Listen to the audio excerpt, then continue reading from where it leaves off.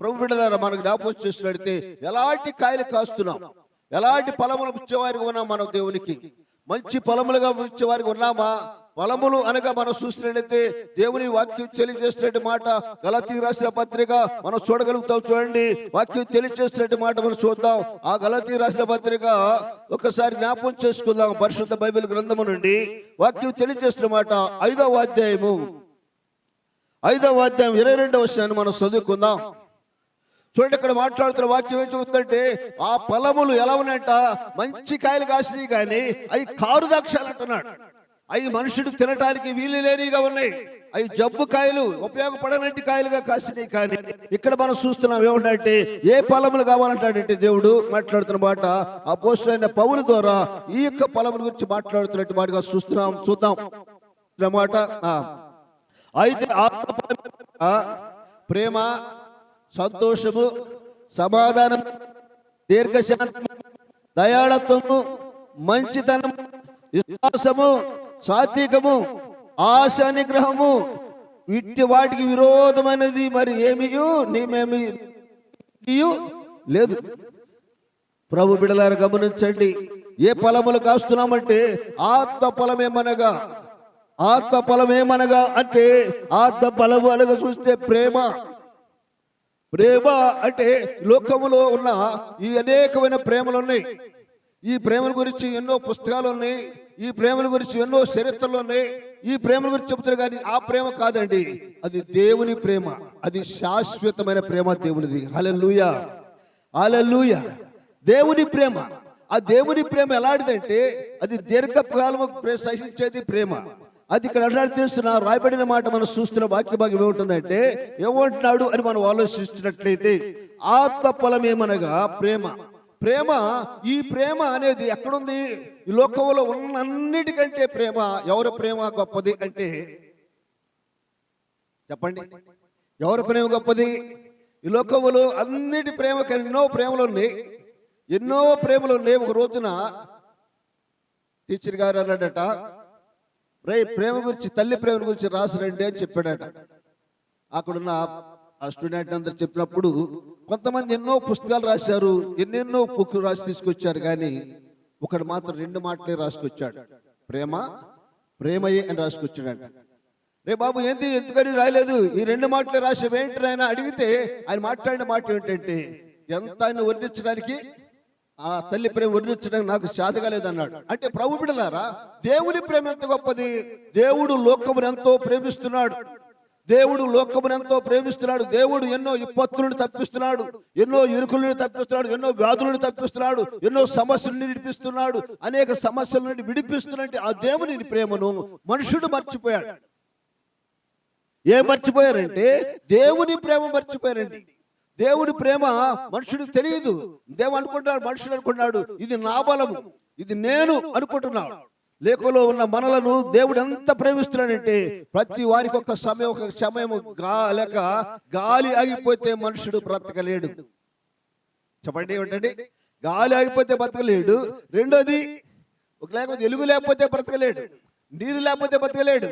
లోకములో అవన్నీ ఉచితంగా దేవుడు ఇచ్చినవి. అవి దేవుడు ఎంతో ప్రేమిస్తున్నాడు. ప్రతి మనుషుడికి సహాయం చేస్తున్నాడు. అది చిన్న పెద్ద, ధనవంతుడు ధనవహీనుడు, విద్యావంతుడు విద్య లేనటువంటి కాదు, కానీ అందరినీ ప్రేమిస్తున్నాడు దేవుడు.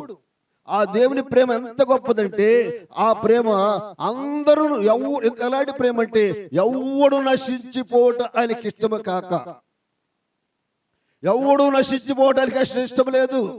నశించిపోవటానికి ఎవడు ఒప్పుకోవట్లేదు. ఆయన అందరూ అంతటా మారు మనసు పొందాలని కోరుకుంటున్నాడు. ఆయన మారు మనసు కావాలని కోరుకుంటున్నాడు. మారు మనసు అంటే మీ జీవితాన్ని, మనస్సు మారాలి. నీ మనస్సును మారి దేవుని వైపు వెళ్ళాలి. నువ్వు అటు వరకు ఉన్న నీ చెడు మనస్సును తీసివేసి దేవుని వైపు, మంచి మనసు వైపు తిరగాలని దేవుడు ఆశిస్తూ ఉన్నాడు. దేవుని ప్రేమ అదే. నీ మనస్సును మార్చుకోవడానికి వరకు దేవుడు అవకాశం ఇస్తున్నాడు. ఏంటి అని మనం ఆలోచిస్తే ఎందుకు ఇంత ప్రేమిస్తున్నాడు దేవుడు మనుషుడు అంటే, మనుషుడును దేవుడు తనకంటే, చెప్పండి, తనకంటే దేవుని, చెప్పండి అయ్యారు, కొంచెం కొంచెం తక్కువగా చేశాడండి. దేవుని కంటే కొంచెం తక్కువగా చేశాడు. దేవుని కంటే కొంచెం మహిమా ప్రభావంతో చూసినట్టయితే ప్రభు బిడ్డలారా గమనించండి, నా మాటలు కాదు వాక్యం చెబుతున్న మాట. కీర్తన గ్రంథం 8వ అధ్యాయం మనం చూసుకుంటే కనబడుతుంది, చూద్దాం. దేవుని బిడ్డలారా గమనించండి, 8వ అధ్యాయంలో ఏం రాయబడింది అని మనం ఆలోచిస్తే, కీర్తన గ్రంథము 8వ అధ్యాయంలో రాయబడిన మాట అక్కడ ఉన్నది. ఆ మనుషునికి జ్ఞాపకం చేసుకున్నటకు వాడు ఏ పాటి వాడు, చూడు ఇక్కడ అన్నాడు తెలుసిన, వాడు ఏ పాటి వాడు, నీవు నరపుత్రును దర్శించుటకు వాడు ఏ పాటి వాడు, దేవుని కంటే వానిని కొంచెం తక్కువగా చేసి ఉన్నావు, మహిమా ప్రభావములతో వానికి కిరీటము ధరింపజేసి ఉన్నావు, నీ చేతి పనుల మీద వానికి అధికారం ఇచ్చి ఉన్నావు. చూడండి, అధికారం ఎవరికి ఇచ్చాడండి? మనుషుడికి ప్రేమించాడండి. అధికారం ఒక పశువుని చేసినట్టు చేయలేదండి మనలను. మనుషుడిని ఒక జంతువు చేసినట్టు చేయలేదు, లేక ఒక మృగాన్ని చేసినట్టు చేయలేదు. దేవుడు ఎలా చేశాడంటే తన స్వరూపమందు, ఎవరి రూపం అండి? మనం ఎవరి రూపం? తన స్వరూపమందు ఆయన ఏం చేశాడు? ఆయన ఎలా ఉన్నాడో మనం అలాగ తయారు చేశాడు.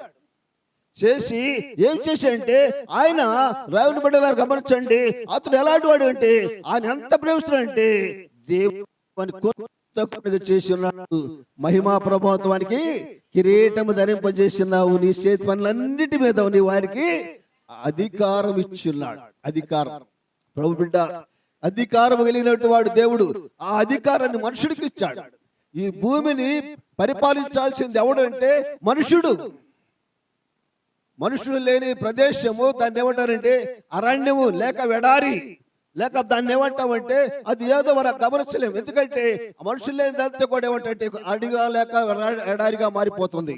కాబట్టి మనుషులు నివసిస్తే ఒక్కడున్నా ఒక గుడి చేసుకున్నా అది నివాసించే స్థలముగా లేక ఊరుగా ఒక గ్రామంగా మారిపోతుంది. కారణం ఎందుకని మనం ఆలోచిస్తే మనుషుడికి అధికారం ఇచ్చాడు దేవుడు. మనుషుడికి దేవుడు ఎంత అధికారం ఇస్తే మనుషుడు ఏమైపోయాడు అంటే మనుషుడు తలగా ఉండాల్సిన వాడు తోక మారిపోయాడు.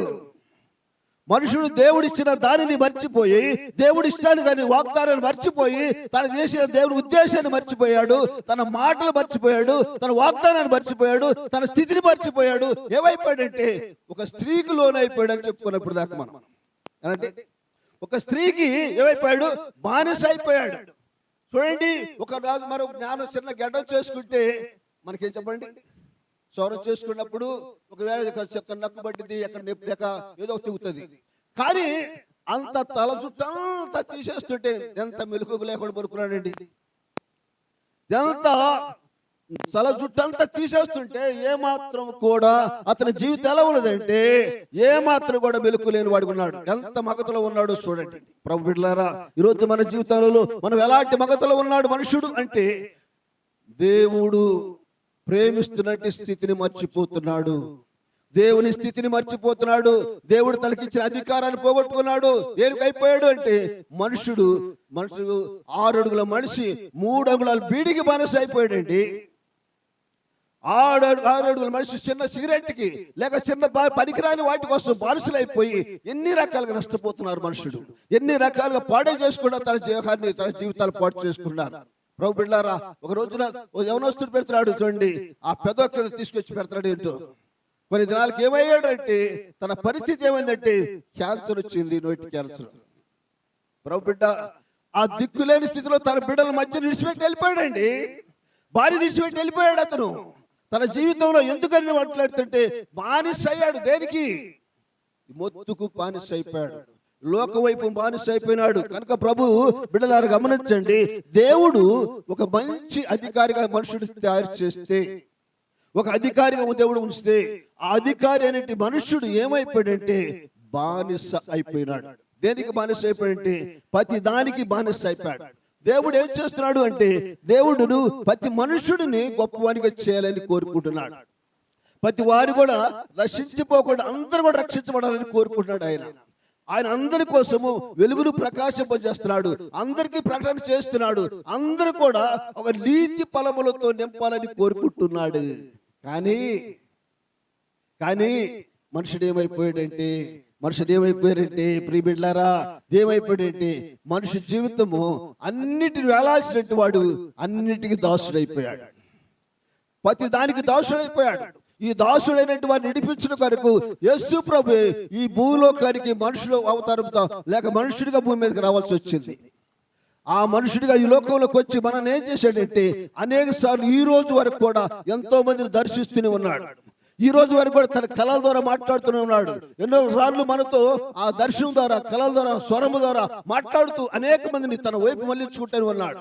ఎంత కాదన్నా, ఎంత అవునన్నా, నాకు వద్దు అనుకున్నట్టు వాళ్ళు కొంతమంది సాక్ష్యాలు ఇట్టున్నాం. మనం నాకు వద్దు అన్నట్టు వాళ్ళ దగ్గరికి వెళ్ళి ప్రభు తన బిడ్డలు మార్చుకుంటున్నాడు. ప్రభు బిడ్డలారా, ఈ రోజున మన జీవితంలో ఎంతకాలం నుండి దేవుని వాక్యం వింటున్నామని కాదు, కానీ దేవుడు నిన్ను ప్రేమిస్తున్నాడు. దేవుడు మనల్ని ప్రేమిస్తున్నాడు. ఎలాంటి ప్రేమ అని మనం ఆలోచిద్దామా? ఆ ప్రేమ అది ఎవరు ప్రేమించలేనిది.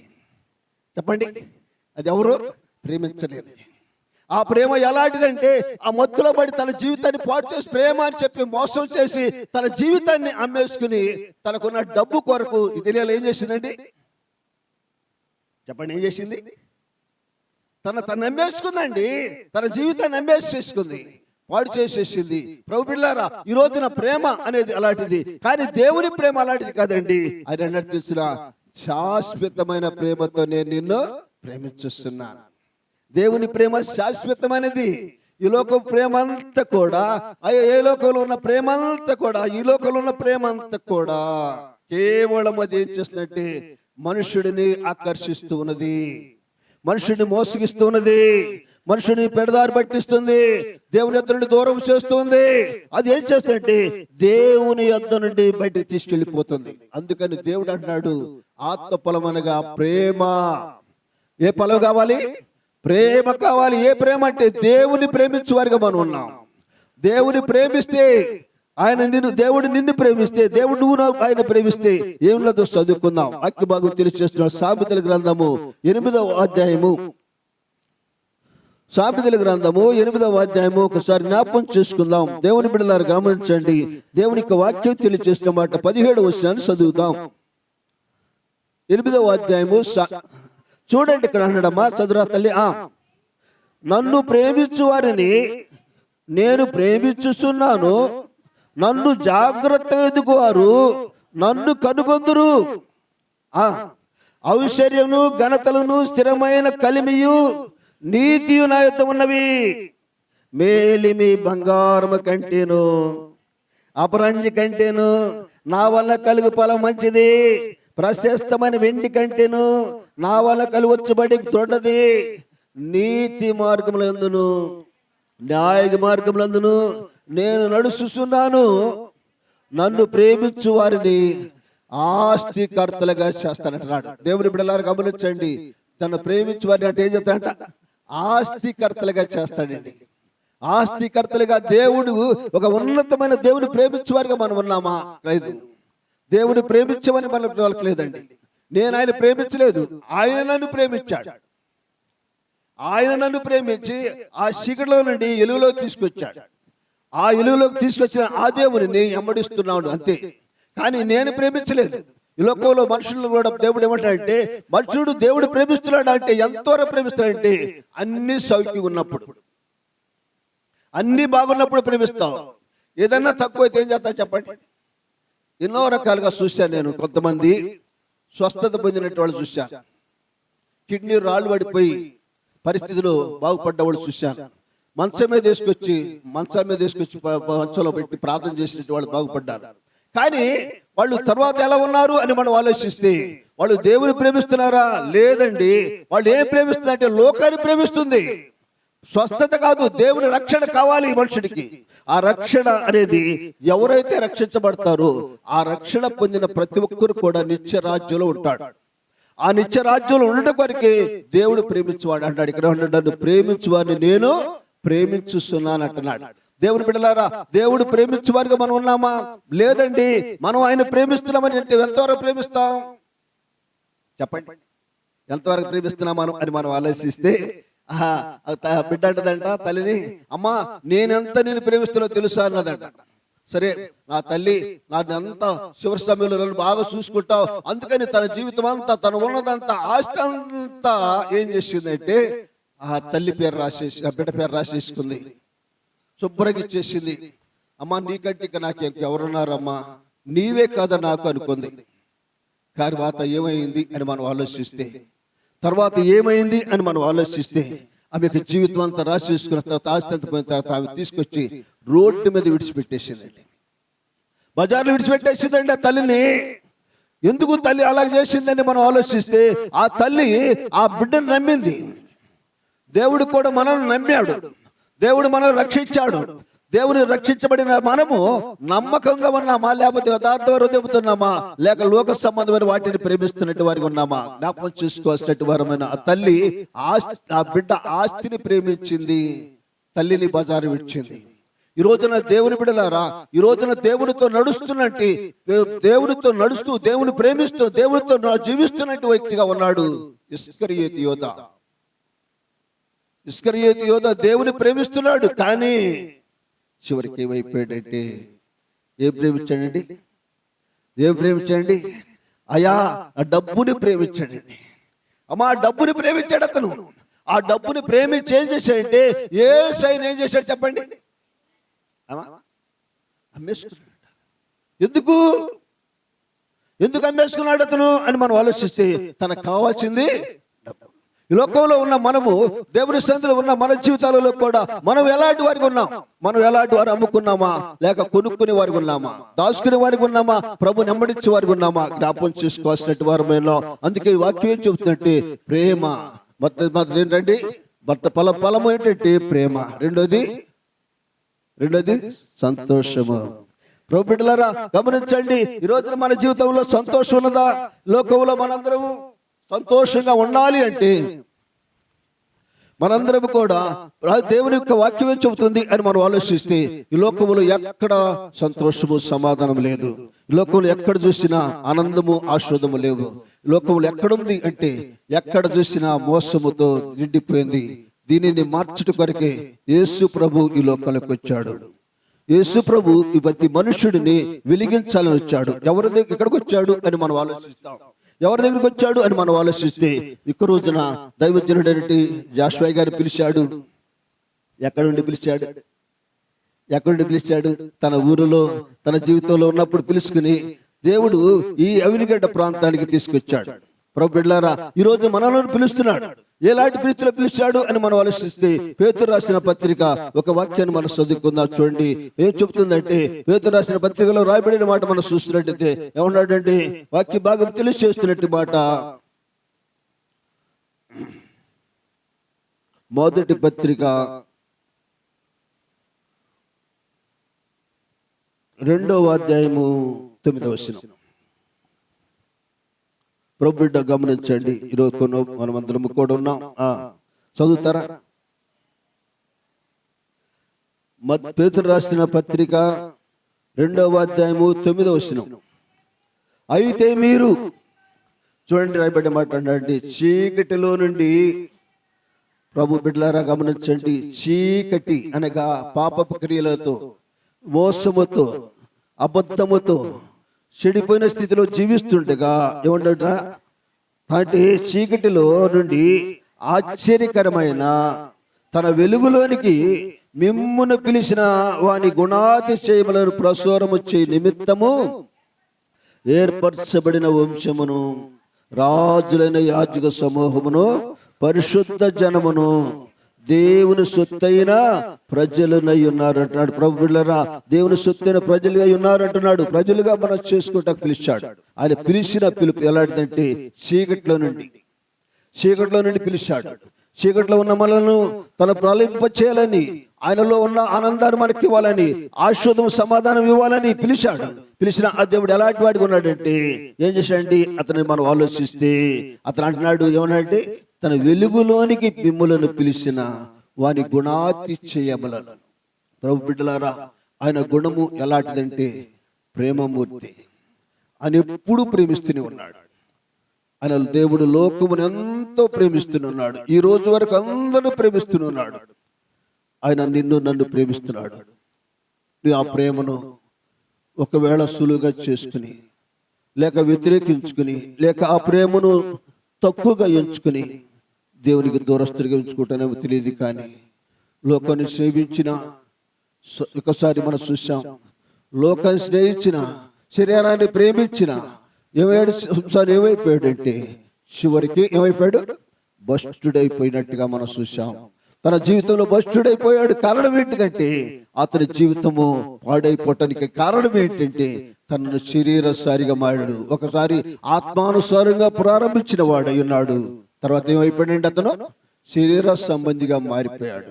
శరీర సంబంధిగా అవటానికి కారణం ఏంటి అని మనం ఆలోచిస్తే శరీర ఆశలకు లోనైపోయాడు. ఈ లోకంలో మనం కూడా దేవుడు మనకిచ్చిన దానిని, మనకు ఏమిచ్చాడో దానిని గమనించి, మనకి ఏమిచ్చాడో దానిని కాపాడుకోవాల్సిన బాధ్యత మనకు అవసరమైనది.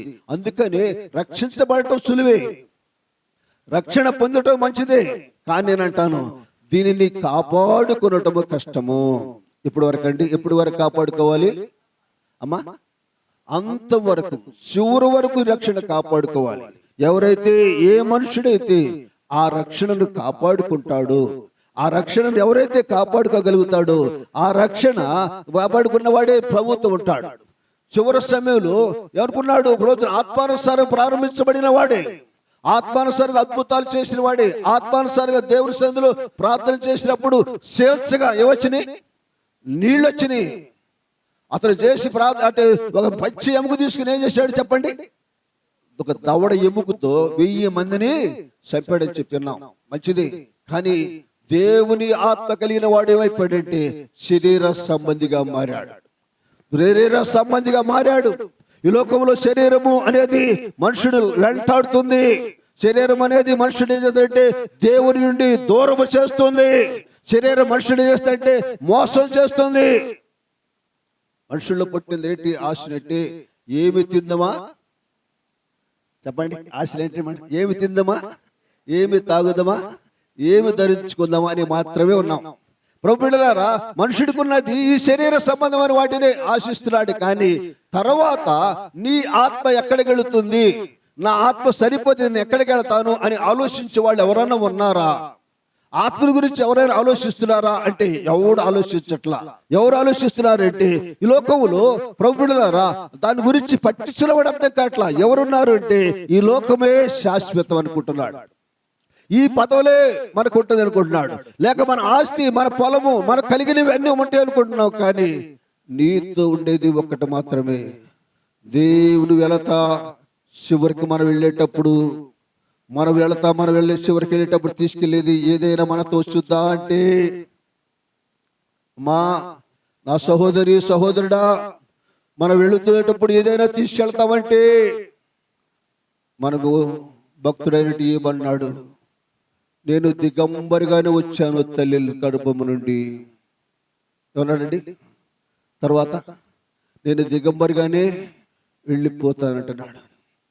దిగంబరిగానే వచ్చాను, నేను వస్తా ఏమి తేలేదు, నేను వస్తా నాకు ఏమి నేను తెచ్చుకోలేదు, నేను వస్తా నేనేది సమకూర్చుకోలేదు, కానీ పోతా నేను వెతికెళ్ళలేనంటున్నాడు. దేవుడు యెహోవా ఇచ్చాను, యెహోవాయే తీసుకొనేను అన్నాడు. ప్రభు బిడ్డ ఆత్మానుసారుడైనట్టి ఏబు మాట్లాడుతున్న మాట అది. ఏవుని కొరకే తన జీవితంలో పోయింది, తన శరీరం పోయింది, లేక తన శరీరం ఆరోగ్యం పోయింది, తన పని వాళ్ళు పోయారు, తన మందలు పోయింది, తన బిడ్డలు పోయారు, తన కలిగిన ఆస్తంతా పోయినది. చివరికి ఒక్కడే భార్య వచ్చి అంటుంది, అయ్యా అయ్యా ఇంకా ఇప్పుడు యథార్థ విడిచిపెట్టవా? ఒక్కసారి దేవుడు దూషించి చెప్పండి, చచ్చిపో కరడొక్కము, సరిపోనైనా ఇంకెందుకు ఇంకా దేవుడు అంటావు, ఎంత అయిపోయింది కదా అని చెప్పంటే ఆయన మాట్లాడిన మాట ఒకటే, అమ్మా మూర్ఖులేవులో దేవుని తెలియని వాళ్ళు మాట్లాడతారమ్మా, దేవుని వెరగని వాళ్ళు మాట్లాడతారు, జరిగిన మనవెద్దు నువ్వు అలా మాట్లాడుతున్నావు అని చెప్పి సానుభూతితో అవితో సలహా ఇచ్చాడు. నోటి మాటతో కూడా ఎక్కడ చెప్పండి పాపం చేయలేదంట. నోటి మాటతో కూడా తప్పు చేయలేదండి. ఆయన నోటి మాటను కూడా కాపాడుకున్నాడట అతను. ప్రభు బిడ్డ, ఈరోజు మన జీవితాలలో మనం ఎలా ఉన్నాం అని మనం ఆలోచిస్తున్నట్టయితే, లోకములో మనం ఫలించు వారికి ఉన్నామా, ఫలము లేని చెట్టుగా ఉన్నామా, కారు ద్రాక్షలు కాసేటి వారికి ఉన్నామా? దేవుని బిడ్డలారా గమనించండి, యేషాపు దేవుని బిడ్డలారా ఫలించేడి కొమ్మ. చెప్పండి, ఏం చేశాడు? ఫలించేడి కొమ్మగా ఉన్నాడు. ఎక్కడంటే గోడ దాటి ఫలించాడండి. గోడ దాటి వెళ్ళిపోయాడండి. అతను తన జీవితంలో చూస్తే అన్యులు లేక తల్లిదండ్రులు బంధువులు అందరూ విడిచిపెట్టేశారే, కానీ దేవుని కలిగి ఉన్నాడు. ఆయన ద్రాక్షలో నిలిచి ఉన్నాడు, ద్రాక్షలో కలిసి ఉన్నాడు, దేవుని పాదాలు పట్టుకున్నాడు. ప్రభువా నువ్వు తప్ప నాకు లేదనుకున్నాడు. తన జీవితంలో తను ఎన్ని అవకాశాలు వచ్చినాయి, తన జీవితంలో గొప్పవడానికి ఎన్నో రకాలుగా వచ్చినాయి, కానీ వాటన్నిటి వైపు చూడలేదు. కానీ అయ్యో ఎంత ఘోరమైన పాపం చేసి నా దేవుని పోగొట్టుకుంటానే, నా దేవుని దృష్టికి నేను భ్రష్టుడైపోతానని చెప్పి తప్పించుకుని తన వస్త్రం విడిచిపెట్టి పారిపోయిన వ్యక్తి. అతని జీవితంలో తండ్రి అంటున్నాడు, ఆఖరి దీవిస్తూ ఆయన ఒక చక్కని మాట్లాడుతున్నాడు. ఏమన్నాడంటే, యోసేపు ఫలించేడి కొమ్మగా చేయడానికి కారణమేగా ఉన్నాడంటే తన జీవితంని కాపాడుకున్న వ్యక్తి అండి. అతను కాపాడుకున్నాడు కాబట్టి తన జీవితం ఎంతమందికి ఆహారంగా మారాడు, ఎంతమందికి అవసరం తీర్చేవాడిగా మారాడు, ఎంతమందికి ప్రేమించేవాడిగా సహాయం చేశాడు తెలుసురా. ఆయన మందికి ఆకలితో మలవటించే సరిపోతారు సంగతి విరిగినట్టు దేవుడు ముందుగానే ఆయన ఏం చేశాడండి, యోసేపుని తీసుకెళ్ళాడండి. ఎక్కడికి? ఐగుప్తికి. ఐగుప్తులో తన శత్రువు అయినటువంటి వాళ్ళకి అన్నం పెట్టాడు, తన అందరూ ప్రేమించాడు. అలాగే మనము కూడా మన ప్రభువైన యేసు ప్రభువారు మనం శత్రువైన మనలను, మన దూరస్తులమైన మనలను, చెడిపోయిన మనలను నన్ను ఆయన వైపు ఆకర్షించుకు పిలుస్తున్నాడు. ఈ రాత్రి కాలం రెండు చేతులు సాచి పిలుస్తున్నాడు. ఈ రోజైనా ఒకడు లోకమంతా సంపాదించుకుని లోకమంతా నువ్వు సంపాదించుకోవచ్చు, కానీ నీ ప్రాణం పోతే నీ జీవం ఎక్కడికి వెళుతుంది? నువ్వు ఎక్కడికి వెళతావు? ఈ రాత్రి కాలంలో దేవుడు నిన్ను అడుగుతున్న ప్రశ్న అది. నువ్వు ఎక్కడున్నది? నీ ఆత్మ నరకములోనా, నిత్య జీవములోనా? యేసు ప్రభువు నాడు నా యందు నిలిచి ఉంటేనే కానీ బహుగా ఫలిస్తాడట. అంటే నాలో నిలిచి ఉంటేనే నాకు వేరుగుండి ఎంత మాత్రమును నిత్య రాజ్యంలోకి రాడు అని చెబుతున్నాడు.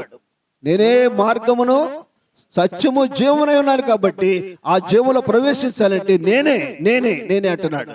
ఆ నేనే అనేటి యేసు ప్రభువును నువ్వు అంగీకరించుకుండబోతే నువ్వు ఎంత సత్యవంతుడు కావచ్చు, ఎన్నో లక్షల రూపాయలు బహుమానం ఇవ్వచ్చు, లేక ఎన్నో రకాలుగా ఎన్నో తిరణాలు చేయొచ్చు, జాతర చేయొచ్చు, లేక ఎన్నెన్నో గుళ్ళు కట్టించవచ్చు, లేక ఎన్నో చర్చిలకు ఆరాధనకి ఇవ్వచ్చు. నేనేమంటలేదు, కానీ అవి ఎన్ని కూడా నేను దేవుని రాజ్యానికి చేర్చవు. నువ్వు మారు మనసు పొందకుండా నీ మనసు మారకుండా నువ్వెన్ని చేసినా నీ జీవితం పుట్టిది. నిత్యరాజ్యం పోలేవు. నిత్యరాజ్యం కావాలంటే దేవుని యొక్క వాక్యం చెబుతున్నది, నేడే ఇదే అనుకూలమైన సమయము. చెప్పండి, ఇది రక్షణ దినం. ప్రభు బిడ్డ, ఈ దినమే నీది, రేపు నీది కాదు. రేపు నువ్వు ఏమవుతావో, రేపు నేనేమవుతానో తెలీదు. ఈ దినం మనది కాదు, మళ్ళీ దేవుడు మనకి ఇచ్చాడు అనుకో, అయితే రేపు నువ్వేం చేస్తావు? వాయిదా చేస్తున్నావేమో, ఇంకా కొంతకాలం అయిన తర్వాత కొంతకాలం అనుకుంటున్నావేమో తెలియదు. కానీ నీ జీవితాన్ని ప్రభు అడుగుతున్న మాట ఏంటంటే, నీ జీవితాన్ని మార్చుకోవడానికి ఇష్టపడతావా? మారు మనసు పొందడానికి ఇష్టపడతావా? నీ మనసు మారకుండా ఎవడు ప్రభు మారు మనసు పొందకుండా దేవుని రాజ్యానికి హక్కుదారుడు కాలేడు, హక్కుదారుడుగా ఉండలేవు. ఎన్ని చేసినా, ఎన్ని దానాలు, ఎన్ని ధర్మాలు, ఎన్ని మంచితనాలున్నా, మంచివాడు అనిపించుకున్నా, అందరు జై కొట్టినా, అందరు గొప్పవాడని నేను పొగిడినా, చివరికి యేసయ్య దగ్గర నిలబడాల్సిన వారమై ఉన్నాం. ఏ జనమైనా సరే, ఏ దేశమైనా సరే, ఏ భాష అయినా సరే, ఏ ప్రతి మనుషుడు ఆయన ఎదుట నిలబడాల్సిన సమయం ఆసన్నమైనది. ప్రభు రానైన కాలము సమీపమై ఉన్నది. ప్రభు ఇదిగో నేను త్వరగా వచ్చుస్తున్నానని చెబుతున్నాడు. కాబట్టి కనుక నువ్వేం చేయాలి అంటే, నువ్వు మారు మనసు పొంది పాప క్షమాపణ నిమిత్తం ప్రతి వాడు కూడా బాప్తిస్మం పొంది ప్రభును అంగీకరించినట్లయితే నువ్వు దేవుని బిడ్డగా తీర్చబడతావు, దేవుని రాజ్యానికి హక్కుదారుగా మార్చబడతావు. దేవుడు అట్టి కృపని కంచాలంటే కారు దాక్షాలు కాస్తున్నావేమో తెలియదు. ఆయన చూసి చూసండి, ఆ వ్యవసాయకుడు అంటున్నాడు, చూసి 6 ద్రాక్షలు కాయటానికి దీనికి పంటి, ఎందుకు ఇలా జరిగినది అని చెప్పి కంచిని కొట్టేశాడు. దాన్ని తొక్కి వేయటానికి అప్పగించేశాడండి, పాడు చేసేసాడండి. తన కాయలు ఎందుకు పనికిరాలేదండి? లోకంలో మన జీవితం కూడా పనికిరాని జీవితము ఓ రోజు పనికి రాకుండా పోతుంది. దేవుని కొరకు మనం జీవించినట్లయితే, మంచి ఫలములు ఫలిస్తే నిత్య రాజ్యులుంటా. దేవుడు నిన్ను ప్రేమించి ఈ రాత్రి కాలంలో దేవుని వర్తమానం ఏంటంటే, నువ్వు మారు మనసు పొంది నీ జీవితాన్ని యేసుకు అంకితం చేయి. నీ మనసు నెమ్మది, సంతోషం, సమాధానం కలుగుతుంది. ప్రార్థన చేసుకుందాం, కళ్ళు మూసుకుందాం, ప్రార్థన చేసుకుందాం. ప్రభు సన్నిధిలో ఉన్న మారు మనసు లేకుండా మేము ఇంకనూ మారు మనసు పొందక, ఇంకనూ దేవుని సన్నిధిలో ఏదో మేళ్లు పొందుతున్నావో నాకు తెలియదు తల్లి. దేనిని ప్రేమిస్తున్నావో తెలియదు. సంసారం ప్రేమిస్తున్నాడు,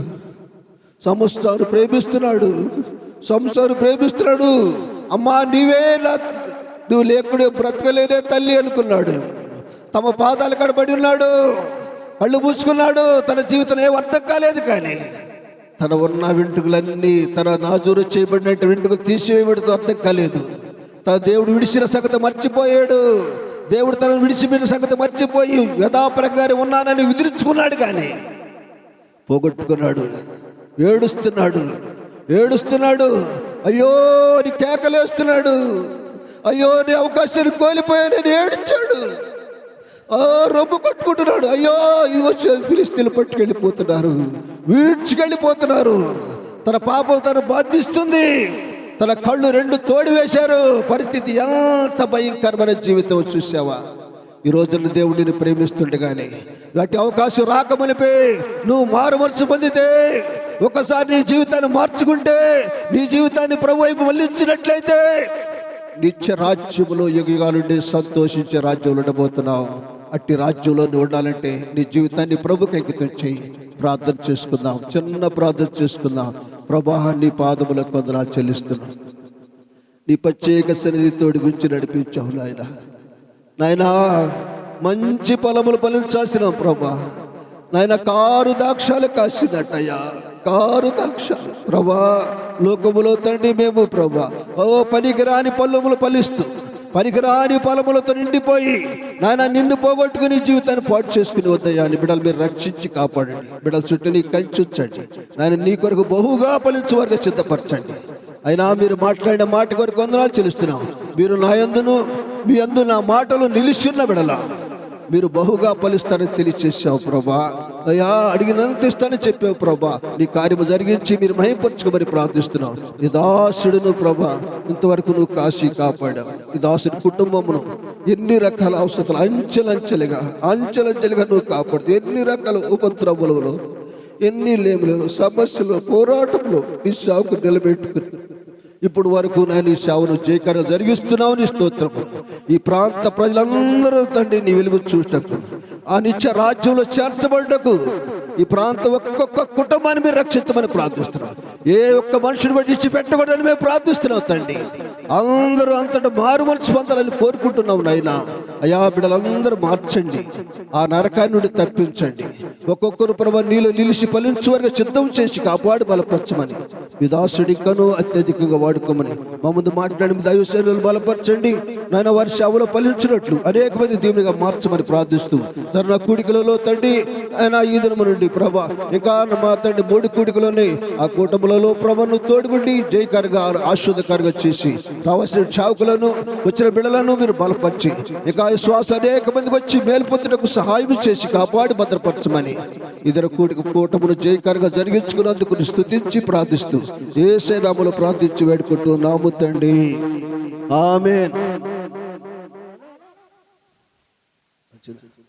మన తండ్రి అయిన దేవుని దయయు ప్రభువైన యేసు వారి కృపయు పరిశుద్ధాత్మ అన్యోన్య సహవాసం ఇప్పుడు ఎల్లప్పుడూ సదాకాలము దైవజనుడుకును సంఘమునకును ఇక్కడ చేరిన మనందరికీ జరుగుతున్న కూటములన్నిటిలోనూ వాతావరణం అన్ని విషయంలో మనకు సహాయకుడిని నడిపించి పరిశుద్ధాత్మ దేవుని మనకు తోడు నడిపించి భద్రపరచు కాపాడును గాక.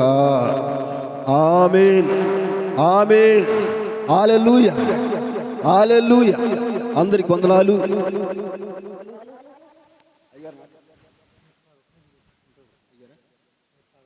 రేపు పగలు 11 గంటలకు మనం కలుసుకుందాం. 11 గంటలకు మరి కూటమి జరుగుతుంది. కాబట్టి మీ పనులు త్వరగా చక్కపరుచుకుని మీతో పాటు ఉన్న మీ స్నేహితులను, ఇరుగు పొరుగు వారిని, బంధువులను, లేక మీకు కలిగిన వారిని అందరూ కూడా తీసుకురండి. దేవుని సన్నిధిలో మేలు పొందడానికి ప్రభు కృప చూపుతాడు. మిమ్మల్ని అందరికి వందనాలు.